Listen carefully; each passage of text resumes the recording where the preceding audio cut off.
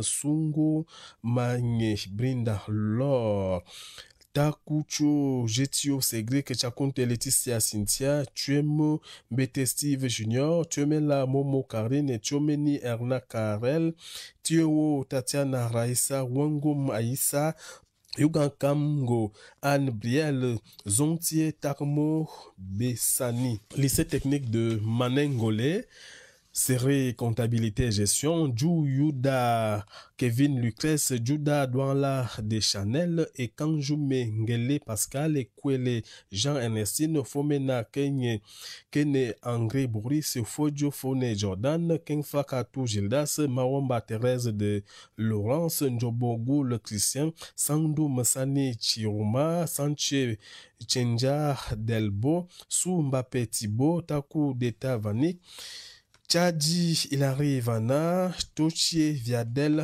Marius. Lycée technique de Loum, série Action et communication administrative d'Assi Tigé Posco, Diane Fomoutar, Dormo Ngassa Merveille, Ngandum Tétier Joël, Kameni Chantal Kevin, Kameni Yolande pour la vie, Kana Fosso Célestine Aïcha, K2 Ismaël Germain, Kenfak Jague La gendarmerie nationale n'est pas en reste. Une réunion a rassemblé ce vendredi le groupement de la circulation routière numéro 1, les commandants des pelotons routiers motorisés et des syndicats Jordan, de Meni transporteurs. Elvira Le but, Aloïde, intensifier la Métifan Vadel Orly, sensibilisation visant à Miafonge, réduire les accidents de la Kim route. Albert Faluka, Chouenpoing Sorelor, Nga Nkoa, Solange Berlise, Ngameni Cynthia Flore, Daniela France Nono, Fento Myriam Sefadiola, Zenan Chebou Patricia, Penny Emily Claire, Sanfo Loïc Jordan, Sinan Jumbo Elisa Aimé, Sor Sepa Ulysse, Somon Naomi Kabel, Tala Tonfak Annie, qui ont les nids de poules. Nous constatons qu'il y a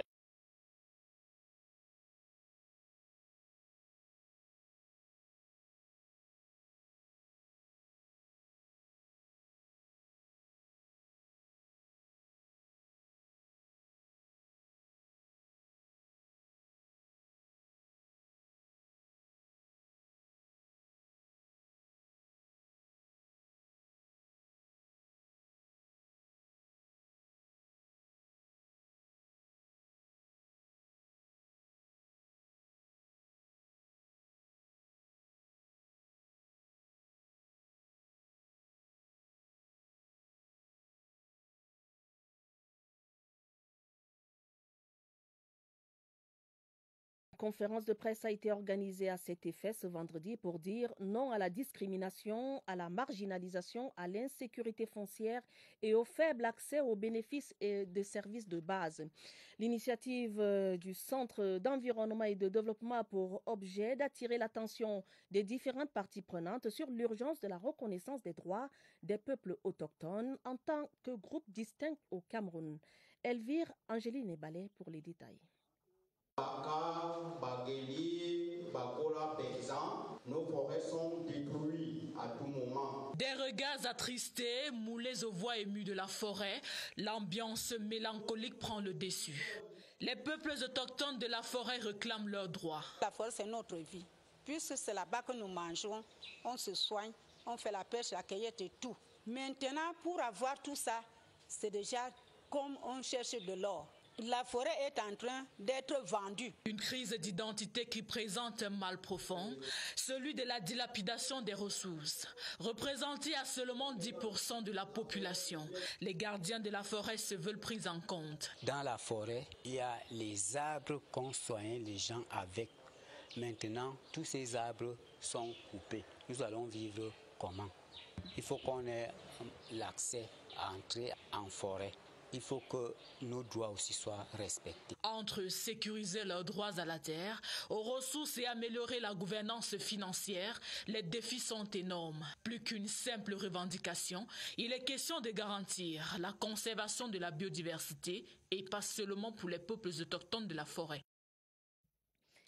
Vacances sans sida, place à la 19e édition avec ce mot d'ordre VIH ou Covid-19. Vous pouvez vous protéger, rester en vie.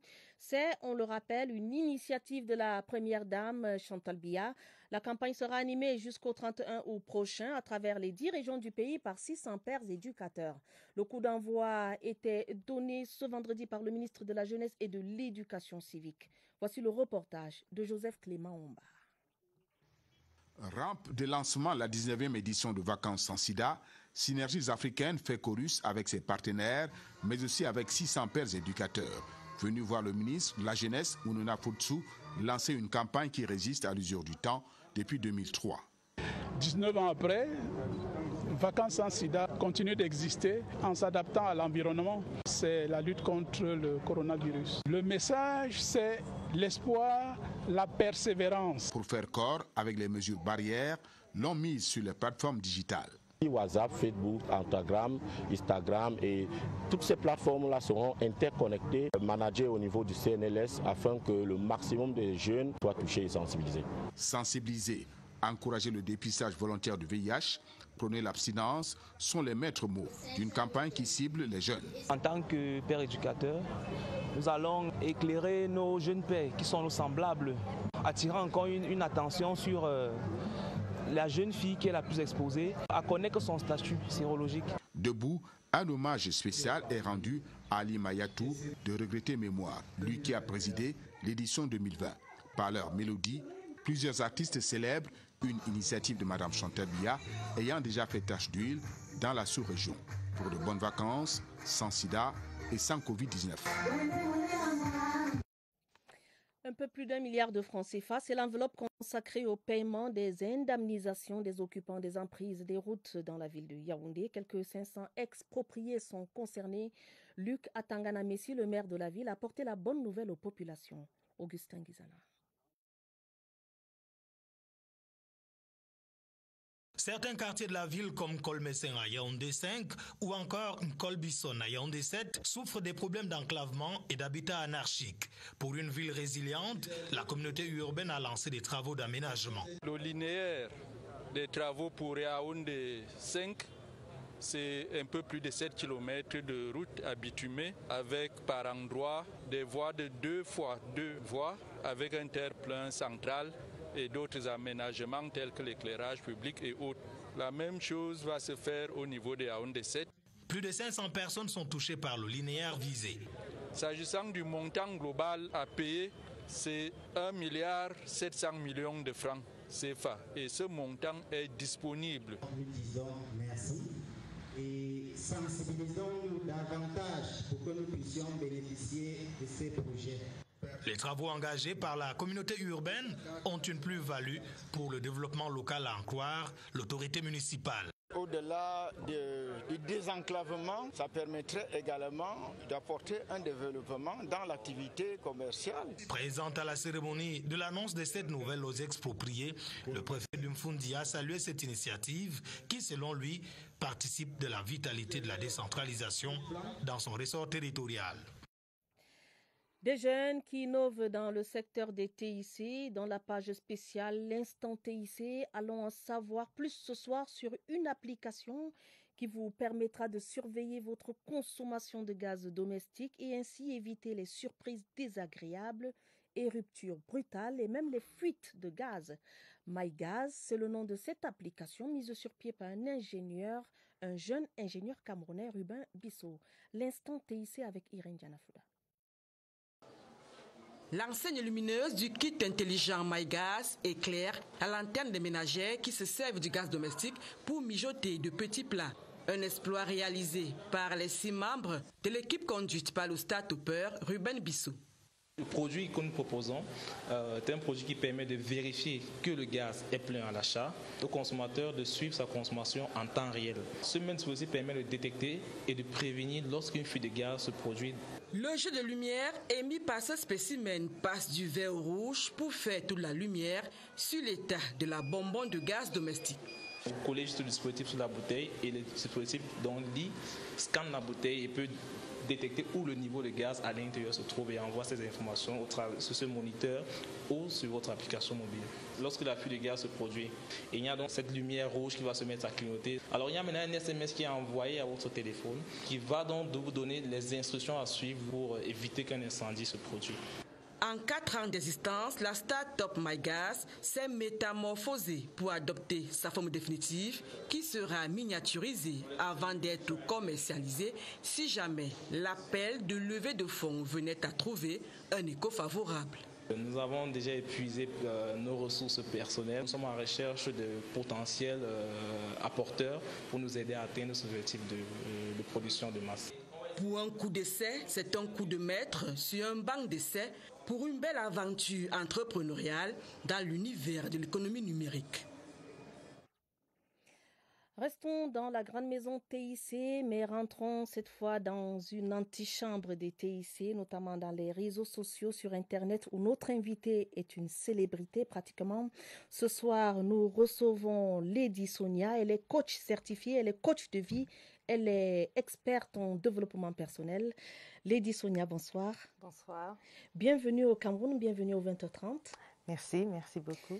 Alors, vous êtes au Cameroun dans le cadre de conférences prévues les 14 et 15 août, demain et après-demain, et à Yaoundé et à Douala. Quel est le concept derrière ces conférences? Le concept, c'est d'impacter, de ressusciter un peu les personnes qui sont mortes, ou plutôt les secteurs des vies qui sont morts, apporter un boost, apporter une nouvelle mentalité, donner de l'espoir à ceux qui sont désespérés, enfin, un nouveau coup de respiration. Voilà, pour ceux qui en ont besoin. Vous étiez d'hier au Cameroun en 2019, où vous avez tenu des conférences. Vous revenez 2 ans après pour faire une sorte d'évaluation? Exactement. Lorsqu'on sème en terre, vous verrez toujours le fermier revenir sur ses pas au bout de quelques temps pour voir si ça a bien pris, est-ce qu'il y a de l'ivraie, est-ce que vraiment ça pousse bien et tout et tout. Donc, je suis revenue non seulement sur invitation, sur pression de mes fans camerounaises qui commençaient à trouver le temps long. Donc, je suis revenue pour voir un peu ce que j'avais semé, est-ce que ça a pris et tout, et puis rencontrer encore les nouvelles Camerounaises qui se sont lancées, qui ont découvert Lady Sonia bien après et qui ont vraiment insisté pour que je revienne. Lady Sonia parle de quoi?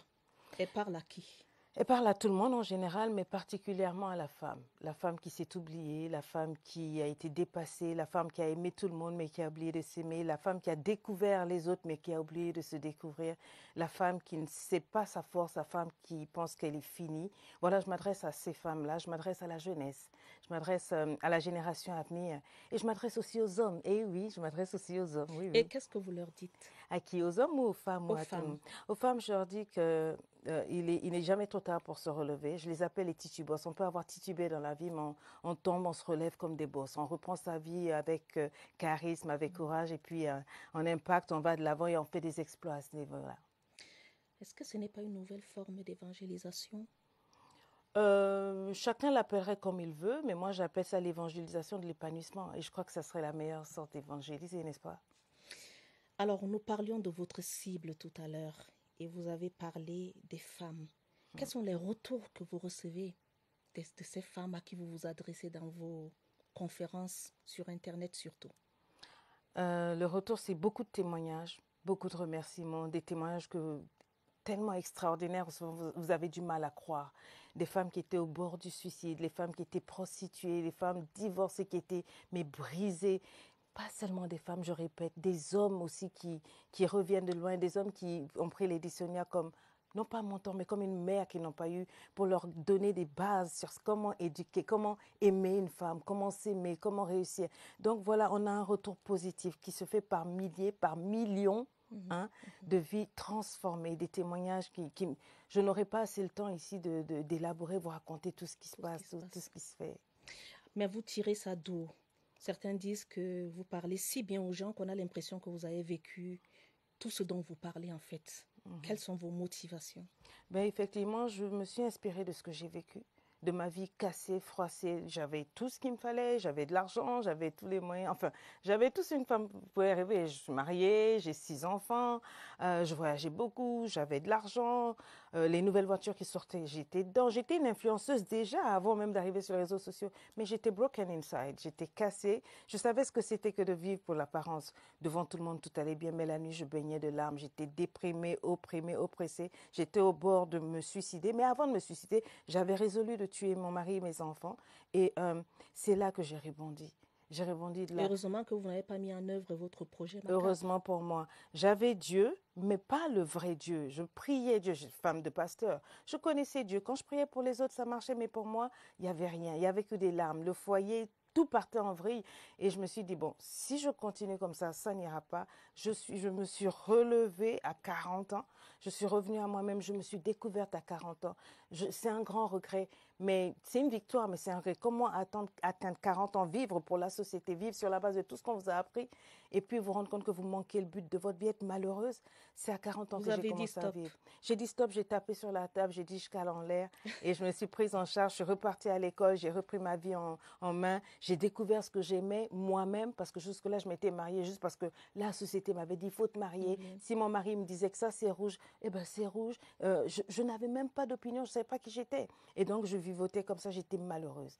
Et quand je me suis retrouvée avec le coaching, bien sûr le Seigneur aidant, parce que je m'appuie énormément de la foi de mon Dieu, mon vrai Dieu, pas le Dieu que vous prêchez là, pas votre Dieu le vrai Dieu qui m'a enseigné l'évangile selon la femme. Voilà, c'est celui-là qui m'a remis de vous. Lady Sonia, vous avez beaucoup de followers. On parle de plus de 2 millions de followers, qui sont en grande majorité des femmes. Mais est-ce que les hommes ne vous détestent pas? Au début, ce que vous divulguez comme message. Au début, oui. Ceux qui n'avaient pas compris, oui. Ils disaient, mais qu'est-ce que tu vas faire à nos femmes? Qu'est-ce que tu enseignes à nos femmes? Les 3 premières années ont été horribles. Ils m'ont persécuté, que ce soit les religieux, les maris et autres. Ils ne comprenaient pas quand je parlais de liberté, épanouissement. Pour eux, c'était libertinage, c'était rébellion et honte. Mais quand ils ont commencé à voir les femmes changer, leurs filles changer, se ranger, les épouses devenir mystérieusement soumises, des femmes qui se reprenaient en charge et qui aidaient au foyer, ils ont changé de discours, ils ont écouté, ils ont dit non, il y a quelque chose. Et je vous assure, sur ma page, il y a plus d'hommes qui me soutiennent, qui me suivent que les femmes maintenant. Ça choque peut-être, mais oui, les hommes maintenant sont vraiment en avant et je les appelle les man boss. D'accord. Lady Sonia, vous êtes au Cameroun pour des conférences en direction de vos fans, on va le dire comme ça. Vous avez un dernier message à leur passer avant les jours J? Alors, moi, je serai vous. Lady Sonia en live sur Facebook, ça n'a rien à voir avec Lady Sonia en face-to-face. Osez le défi de me rencontrer, je vous dis, on va secouer tout ça, tout ce qui ne va pas, on va caler en l'air, tout ce qui doit être calé en l'air, on va passer à un autre level, ce que j'appelle level up. Donc, ne ratez pas les 2 jours qui vont arriver. J'ai quelque chose de spécial, un concept que je n'ai pas voulu ouvrir aux réseaux sociaux. J'ai voulu l'emmener chez moi au Cameroun parce que je me sens camerounaise. J'ai voulu en parler, je parle de self-love, self-made love, self-made business. Il faut venir pour écouter ça. Bravo de vous sentir camerounaise. Je rappelle que vous êtes congolaise et burkinabé. Oui, de mère. Bienvenue au Cameroun une fois de plus et merci d'être là. Merci beaucoup. Alors, nous allons tout simplement vous souhaiter une très bonne conférence. Merci beaucoup. La suite du journal pour dire que dans la perspective de la CAN Total 2021 au Cameroun, la Cameroun Telecommunication teste son réseau. Le directeur général de la structure, Judith Yassonde, épouse Achidi, a effectué une visite des infrastructures de télécom et TIC du Palais des Congrès de Yaoundé à quelques jours seulement du tirage au sort de ce grand rendez-vous du football africain. D'autres précisions avec Marie-Claire Messier-Kobena de CRTV Centre. C'est sur une note de satisfaction que le directeur général de la Camtel a pris congé du Palais des Congrès de Yaoundé, accompagné de Christophe Mienzo. Le patron des lieux, Judith Yassonde, épouse Achidi, est venue apprécier l'état d'avancement des travaux réalisés sur ce site. Il y a juste 2 semaines, nous avons été informés de ce que ce sera le Palais des Congrès qui abritera cette activité. Alors des équipes de Camtel ont dû travailler d'arrache-pied, n'est-ce pas, pendant 2 semaines pour pouvoir créer des liens de 11 km d'un côté et de 6 de l'autre pour s'assurer de la redondance, n'est-ce pas, et de la permanence du signal pour que l'événement se passe, n'est-ce pas, en très bonne qualité et sérénité. Après avoir effectué un travail de fourmi sous l'impulsion de son top management, Camtel a mis les petits plats dans les grands afin d'offrir une connexion permanente et répondre ainsi à toutes les exigences. Je suis tout à fait satisfaite parce que nous avons répondu à toutes les exigences, autant de la CAF que de la FIFA. Et côté Camtel, tout est fin prêt pour que l'événement se passe de manière admirable et éblouissante. De la salle du tirage au sort, en passant par la salle de conférence des médias, le hall principal et zone mixte, le salon VIP, tout est mis à contribution afin de rehausser l'éclat de cette grande messe sportive. Nous sommes les porteurs d'eau, voilà, sur un terrain de foot, ce qui aide les avant-centres à marquer. Aujourd'hui, l'avant-centre, c'est le directeur général de Camtel et qui est venu s'assurer que tout ce qui concerne Internet va bien se passer. Et le directeur général du Palais des Congrès est là pour l'aider à marquer justement les buts en ce qui concerne les télécommunications. L'aboutissement d'un travail acharné qui permet à la Cameroun Telecommunication de maintenir sa place de leader dans le secteur de la télécommunication au Cameroun. En politique, opération de renouvellement des organes de base du RDPC. Dans la section des hauts plateaux nord à Batié, dans la région de l'Ouest, le consensus a été prescrit aux militantes et militants tout au long du processus. C'était ce vendredi au cours du lancement. Voici le reportage de Jean de Dieu Coigneux de CRTV Ouest. L'opération du renouvellement des organes de base du RDPC à terme permettra d'apporter des hommes nouveaux à la tête des différents organes du parti. À la section RDPC des Hauts Plateaux Nord-Est à Batié, on est déterminé à faire de cette unité administrative un bastion du RDPC. Il est question de faire la revue des troupes, il est question de renforcer les équipes pour les prochaines batailles. Je profite de cette occasion pour réaffirmer à nos frères et sœurs batiais que le RDPC est la meilleure voie de développement. En procédant au lancement communal, Isaac Tamba, président de la commission communale, a insisté sur le respect de la circulaire du président national du parti tout au long du processus pour permettre de dynamiser le parti à la base. Les activités vont se dérouler suivant des principes où l'éthique va primer, déjà pour chaque candidat. Un calendrier de descente sur le terrain a été élaboré. Les opérations de renouvellement des bureaux des organes de base du RDPC dans l'océan, région du Sud, ont été lancées à la permanence du parti de Kribi. Minette Libom Liliken, présidente de la commission départementale de contrôle des dites opérations, qui présidait cette réunion, a demandé aux militants responsables désignés au sein des différentes commissions de s'en tenir au respect scrupuleux des textes. Des précisions avec Dieudonné Noira à Kribi. Permanence du parti de Kribi que Minette Libom Liliken, la présidente de la commission départementale, a lancé les opérations de renouvellement de bureaux des organes de base du RDPC dans l'océan. Face à l'ensemble des responsables du parti RDPC de ce département, elle a recommandé le respect scrupuleux des textes pour une parfaite réussite de cette activité sur le terrain qui vise notamment la mise à jour de la cartographie du RDPC. Une détermination pour que le RDPC reste le parti leader, le parti qui entraîne le développement de notre pays. Leur joie montre qu'effectivement, ils vont aller travailler sur le terrain pour qu'au 30 septembre, ce soit un RDPC fort, avec des organes de base dans l'océan ici qui sont renouvelés pour tenir haut le flambeau. Et pour mener à bien cette tâche sur le terrain, les responsables désignés dans les différentes commissions électorales de section ont reçu des copies validées du sommier politique et aussi les textes en vigueur ont été lus pour éclairer la lanterne des militants et militantes, notamment la circulaire du président national et la note d'application du secrétaire général du RDPC.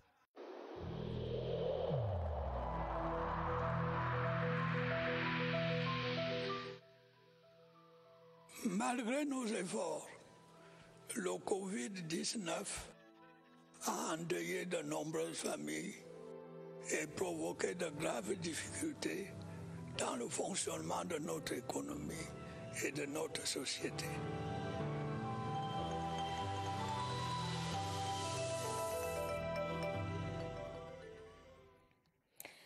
La riposte anti-Covid-19 au Cameroun, suite et fin de la série ce soir sur la prise en charge psychologique des femmes victimes de violences conjugales ou encore des malades mentaux qui sont des cas de personnes exposées à la contamination du fait de leur précarité sociale. Le docteur Laure Menguene en parle. Elle nous en donne les détails dans son entretien avec Évariste Yenga que nous retrouvons en direct du Centre des opérations d'urgence de santé publique. Bonsoir Évariste. Bonsoir à Tabadine Omar. Encore cette assistante psychologique à travers le 15-10. On en parle ce soir avec le docteur Laure Menguene. Docteur, bonsoir. Bonsoir. Je précise que vous êtes chef unité prise en charge clinique des cas ici au centre de coordination.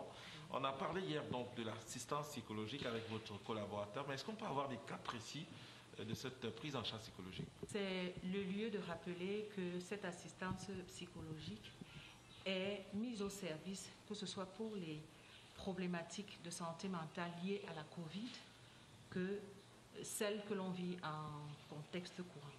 Et des exemples précis, pendant cette période de Covid, et même de façon courante, on a par exemple des cas de VBG, de violences basées sur le genre.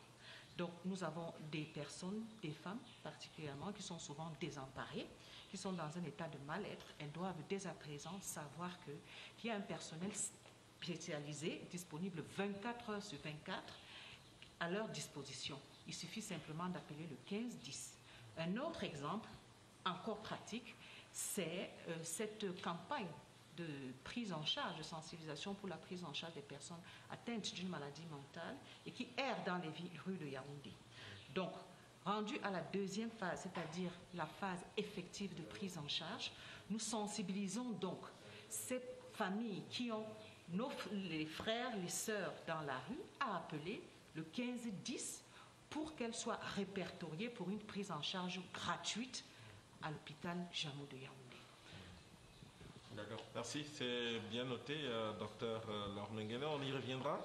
Là, pareil, assez intéressant. C'est un cas qui touche au social, pratiquement. Cette prise en charge psychologique, vous le voyez, cela va au-delà de la prise en charge des cas Covid-19, même si il y a un lien étroit entre les deux.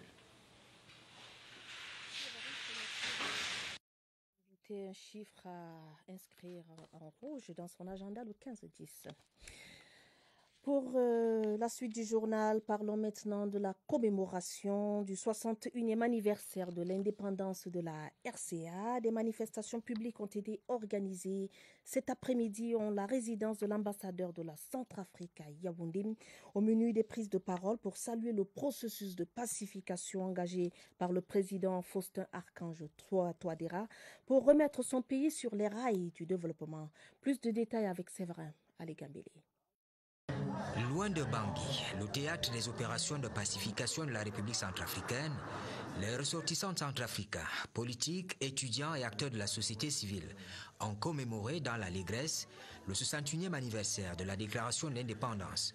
Une indépendance acquise de haute lutte par les pères fondateurs de cet État voisin et frère. On ne peut pas bâtir un pays tant qu'il n'y a pas l'unité, tant qu'il n'y a pas la sécurité. C'est cette raison qui a poussé le président de la République à vouloir prendre ces derniers temps beaucoup de décrets instituant le comité pour organiser un dialogue républicain. Du Cameroun, où ils se sentent parfaitement intégrés, les Centrafricains adhèrent au projet de pacification censé redonner espoir aux réfugiés et déplacés de la guerre civile. Nous sommes là pour unir les Centrafricains qui ont tant souffert, qui veulent que le pays se développe.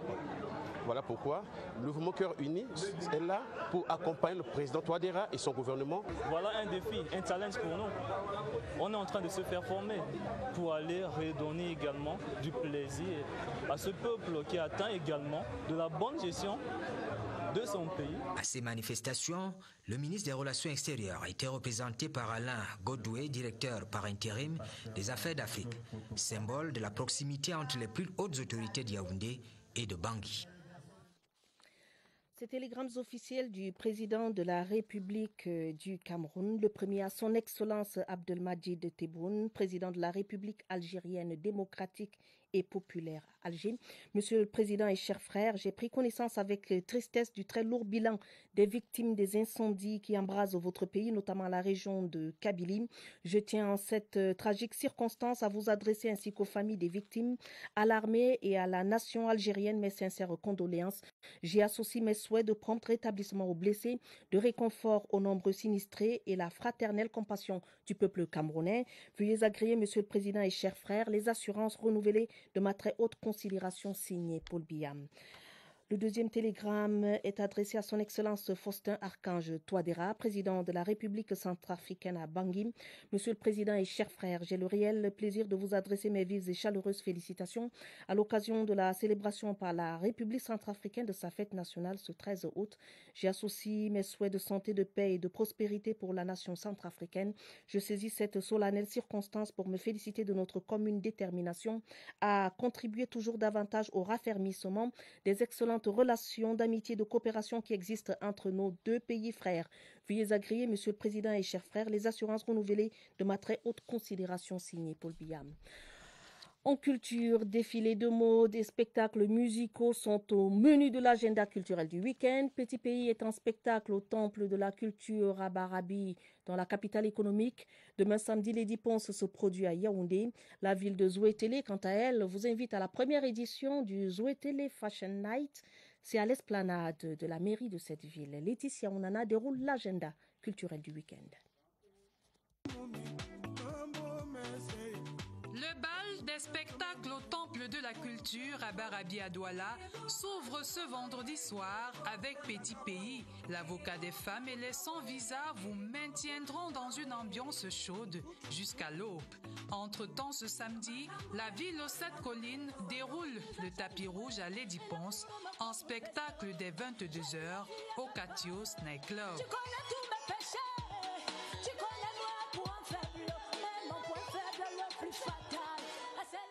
Un peu plus tôt, à 20h, la belle Ama Pierrot et le patriarche Serge Etoundi se succéderont sur le podium du cabaret Life Dancing à Yaoundé, tout comme les Miss et Master Patrimoine Cameroun 2022 en compétition dès 11h à la Galerie des Arts Contemporains de Yaoundé. La ville de Zouétélé, quant à elle, vibrera au rythme des balafons et de la mode. Une première édition du Zouétélé Fashion Night sous le signe du vivre ensemble. Bon week-end. Bon week-end, Laetitia. Coupe d'Afrique des Nations de football. Toutes les générations des lions indomptables du Cameroun ont connu des footballeurs d'une immense et incontestable renommée. Roger Mila, Thomas Nkono, Théophile Abega, Patrick Mboma et Tofis ou encore Rigobert Song. Dans notre compte à rebours ce soir, Roger Mafion nous présente ici ces légendes du football. Verliert den Ball an Roger Mila. Das kann man mit dem nicht machen. Roger Mila, la légende du football, meilleur joueur africain des 50 dernières années. Doté d'un sens du but extraordinaire, il fait parler de lui à toutes les compétitions.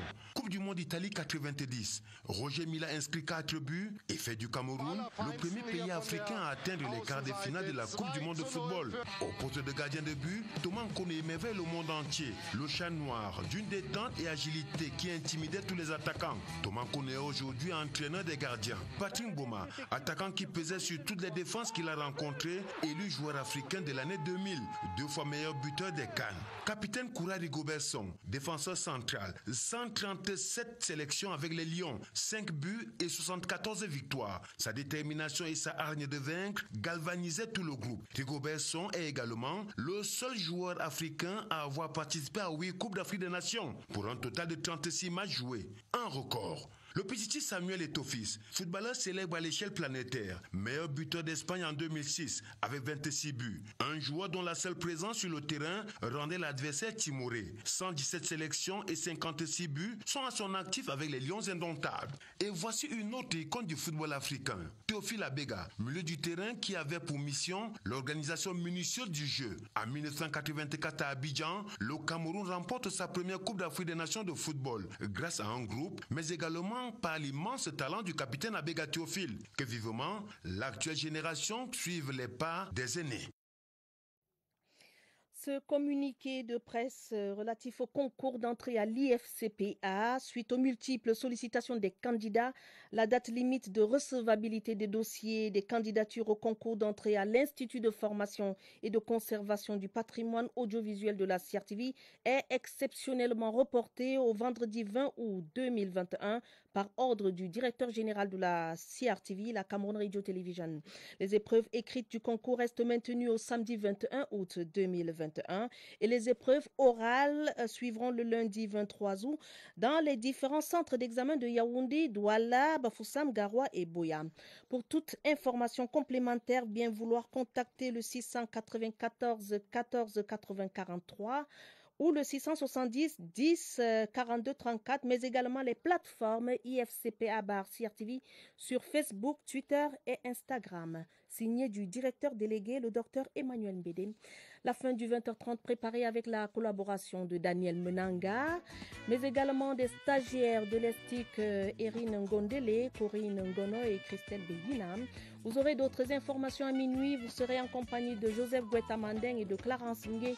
Madame, Messieurs, votre fidélité nous honore. Prenez soin de vous, prenez soin de vos familles.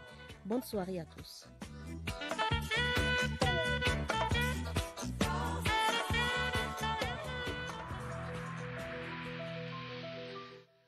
Je vous exhorte de nouveau à porter vos masques, à vous laver régulièrement les mains et à faire appel à un médecin ou à tout autre personnel de santé au cas où des symptômes apparaissent.